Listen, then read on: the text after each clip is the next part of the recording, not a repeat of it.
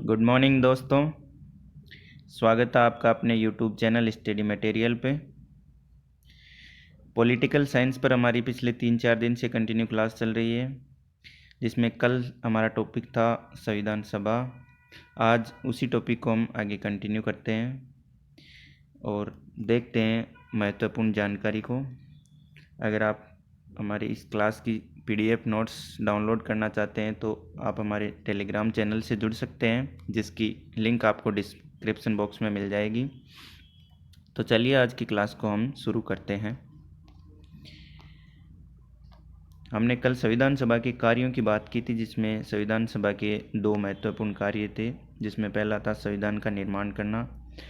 जब संविधान सभा संविधान का निर्माण किया था तो उस समय संविधान सभा के जो अध्यक्ष थे वो डॉक्टर राजेंद्र प्रसाद थे, और जब संविधान सभा ने अंतरिम संसद के रूप में कार्य किया तब उस संसद के अध्यक्ष GV मालवंकर रहे थे।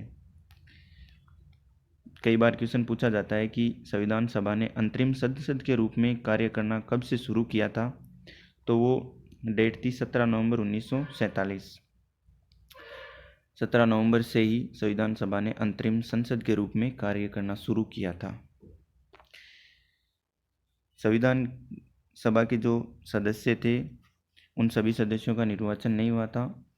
जो देशी रियासतों से सदस्य आए थे उनका मनोनयन किया गया था, जबकि जो अंग्रेज भारत से सदस्य थे उनका निर्वाचन हुआ था।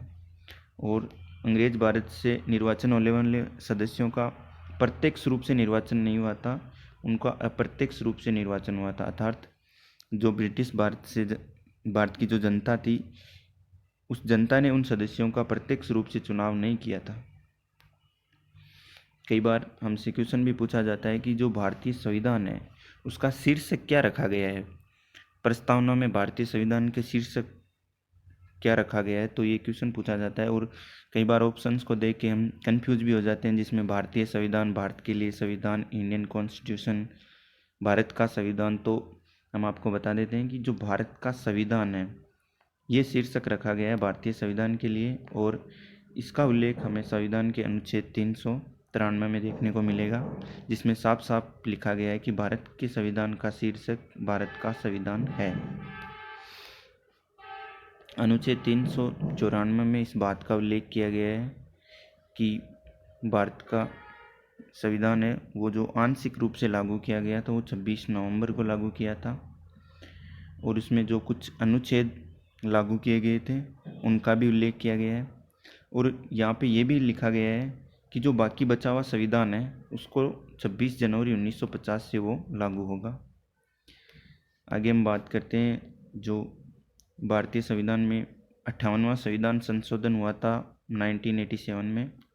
उसके द्वारा संविधान में 394A नामक एक नया अनुच्छेद जोड़ा गया, और इस अनुच्छेद में इस बात का उल्लेख किया गया कि जो भारत का संविधान है उसे हिंदी में प्रकाशित करने का दायित्व है भारत के राष्ट्रपति का रहेगा। भारतीय राष्ट्रपति को आवश्यक रूप से इसे हिंदी में प्रकाशित करना होगा।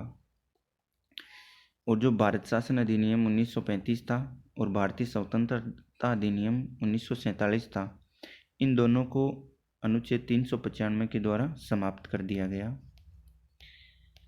आगे हम देखते हैं भारतीय संविधान के निर्माण में डॉक्टर अंबेडकर का योगदान कितना महत्वपूर्ण है, उनका क्या क्या योगदान है, तो इस पे बात करते हैं। डॉक्टर अंबेडकर एकमात्र भारतीय थे जिन्होंने लंदन में आयोजित तीनों गोलमेज सम्मेलन में भाग लिया था। कई बार यहाँ से भी क्वेश्चन आता है कि एकमात्र भारतीय कौन थे जिन्होंने लंदन में आयोजित तीनों गोलमेज सम्मेलन में भाग लिया, तो वो डॉक्टर अंबेडकर ही थे। डॉक्टर अंबेडकर की कुछ बुक्स थी जो काफ़ी चर्चा में रही थी, जिसमें कांग्रेस ने अछूतों के लिए क्या किया, क्षुद्र कौन थे, द अनटचेबल्स, हिंदू धर्म की पहेलियाँ तथा थॉट्स ऑन द पाकिस्तान, ये डॉक्टर अंबेडकर की महत्वपूर्ण बुक्स थी। डॉक्टर राजेंद्र प्रसाद ने अंबेडकर को एक उपाधि दी थी, दक्ष पायलट की संज्ञा दी थी, जिसने संविधान सभा को संचालित किया। ये भी कई बार क्वेश्चन पूछा जाता है कि डॉक्टर अंबेडकर को दक्ष पायलट किसने कहा था, तो वो डॉक्टर राजेंद्र प्रसाद थे, जिन्होंने संविधान सभा के संचालन को देखते हुए डॉक्टर अंबेडकर को दक्ष पायलट कहा था। के.वी. राव ने डॉक्टर अंबेडकर को संविधान का जनक और जननी भी कहा था। डॉक्टर अंबेडकर को आधुनिक भारत का मनु कहा जाता है। डॉक्टर अंबेडकर का जो संविधान के निर्माण में सहयोग रहा था, उसे देखते हुए अंबेडकर को आधुनिक भारत का मनु कहा जाता है। अब हम देखते हैं भारतीय संविधान की कुछ आलोचनाएं भी देखने को मिलती है। संविधान सभा की भी आलोचनाएं हुई थी, तो हम बात करते हैं क्या क्या थी और कौन कौन लोग थे जिन्होंने भारतीय संविधान सभा और संविधान की आलोचनाएं की है। इसमें हम बात करते हैं, विंस्टन चर्चिल ने संविधान सभा को एक जाति की संस्था कहा था, जबकि सर जॉन साइमन थे, उन्होंने इसे हिंदुओं की सभा कहा था।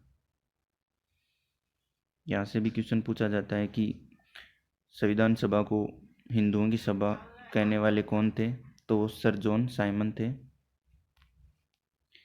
एक अमेरिकन इतिहासकार हुए थे ग्रेनविल ऑस्टिन, उन्होंने अपनी बुक में, उनकी बुक थी Indian constitution corner stone of the nation, उन्होंने इस पुस्तक में लिखा था कि संविधान सभा का अर्थ कांग्रेस था और उस समय कांग्रेस ही भारत था। ऑस्टिन की एक और बुक थी जिसका नाम था working of democratic constitution. Austin को भारत सरकार द्वारा वर्ष 2011 में पद्मश्री पुरस्कार से भी नवाजा गया था और वर्ष 2014 में इनका निधन हुआ था। एक इंग्लैंड के विधिवेत्ता रहे थे आइवर जेनिंग्स, इन्होंने संविधान की कठिन भाषा को देखते हुए, जो संविधान की कठिन भाषा थी, इसको देखते हुए इसे वकीलों का स्वर्ग भी कहा गया था। कई बार यहाँ से भी एक क्वेश्चन पुटअप होता है कि जो संविधान था उसे वकीलों का स्वर्ग किसे कहा था, तो वो इंग्लैंड के विधिवेत्ता थे आइवर जेनिंग्स, इन्होंने संविधान को वकीलों का स्वर्ग कहा है। भारतीय संविधान को 1935 के अधिनियम की प्रतिलिपि भी कहा जाता है। डॉक्टर अंबेडकर के अनुसार किसी भी देश के संविधान से प्रावधान को ग्रहण करना किसी भी प्रकार की साहित्यिक चोरी नहीं कहलाती है। अब देखते हैं ग्रेविन ऑस्टिन के अनुसार संविधान की आलोचना करना भारतीय युवाओं का एक फैशन बन गया है। हम कई बार देखते हैं कि बहुत लोगों द्वारा संविधान की आलोचनाएं की जाती है कि वो अगर ये संविधान इतना ही अच्छा है तो इसमें संशोधन क्यों किए जा रहे हैं। इस प्रकार की भारतीय युवाओं द्वारा जो आलोचनाएं की जाती है, इस पर ग्रेविन ऑस्टिन ने कहा था कि यह भारतीय युवाओं का फैशन बन चुका है और उन्होंने कहा था कि किसी भी संविधान की सफलता उसे चलाने वाले जो जनप्रतिनिधि होते हैं तथा उसके नागरिक होते हैं देश के, उन पर ही निर्भर करती है कि वो संविधान कितना सफल है, कितना असफल है। तो दोस्तों, आज की क्लास यही समाप्त होती है। अगर आप हमारे चैनल पर नए हैं तो चैनल को अभी सब्सक्राइब करें। Thank you.